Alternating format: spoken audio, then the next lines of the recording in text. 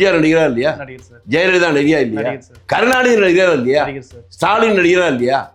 அவங்களாம் ஜெயிச்சிருக்காங்கல்ல. அப்ப இதை விட்டு அதை மட்டும் ஏன் பேசுறீங்க? ஆரம்பத்துல வர அரசியல் சினிமால இருந்து வரவங்க நல்லா ஒரு பூதாகரமா பீக் போயிட்டு திரும்ப டவுன் ஆகிற மாதிரி இருக்கு. அதுக்கு எடுத்துக்காட்டு சிரஞ்சீவியா இருக்கட்டும், விஜயகாந்தா இருக்கட்டும்.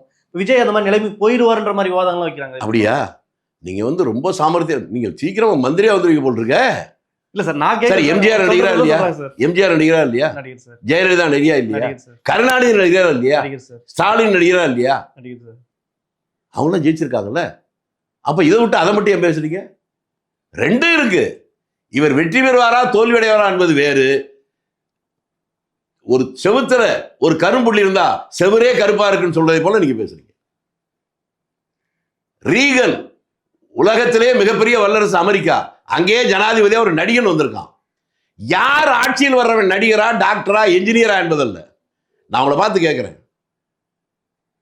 திருமங்கலம் பக்கத்துல ஒருத்தன் சாதாரண நாடகத்தில் நடிக்கிறவன்.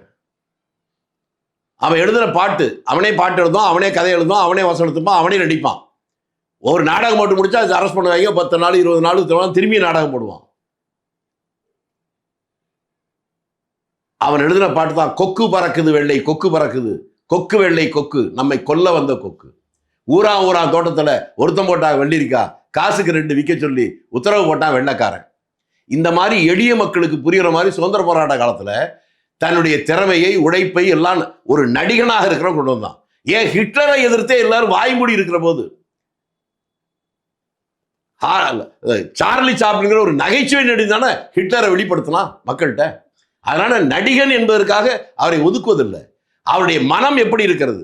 நேர்மையானவனா, யோக்கியனா, மக்கள் பணத்தை கொள்ளையடிக்க மாட்டானா, மக்களை மதிக்கிறானா, அப்படித்தான் பார்க்கணும் ஒழிய நடிகனா இல்லையா என்பதில்லை. நீங்க சொல்ற நடிகனையே பார்த்தா கூட ஏற்கனவே நடிகர்கள் முதலமைச்சராக இருந்திருக்காங்க. இப்ப இருக்கிறவரும் நடிகர் தான். அதையும் புரிந்து கொள்ளுங்க.